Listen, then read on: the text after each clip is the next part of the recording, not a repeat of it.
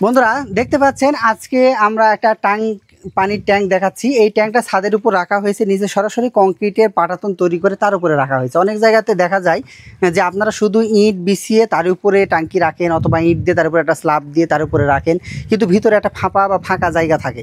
আসলে এই ফাঁকা জায়গা যদি থাকে সেক্ষেত্রে ক্ষতি কি হয়, আপনার যে বর্ষার সময় যে পানিটা অথবা এখান থেকে ট্যাপের লাইন চুয়ে যে পানিগুলো আসে, এই পানিগুলো যখন এর নিচে চলে যায় তখন রোদের তাপে কিন্তু সহজে এটা শুকায় না, এটা দীর্ঘ সময় ধরে ভিজে থাকে।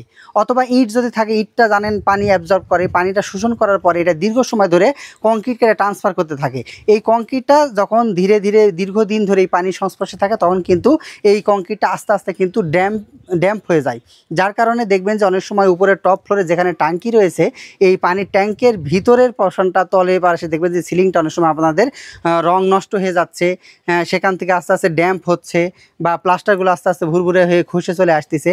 আসলে এই কাজগুলো ঘটে কিন্তু এই কারণে। সুতরাং আপনারা একটু সাবধান থাকবেন যে যদি ট্যাঙ্কিটা দিতে হয় সেক্ষেত্রে কোথায় দিবেন সেই অনুযায়ী আপনারা আগে কংক্রিট দিয়ে ঢালাই করে তার উপরে ট্যাঙ্কিটা রাখবেন, যেন এটা আপনার পরবর্তীতে ছাদ নষ্টের মূল কারণ না হয়ে দাঁড়ায়।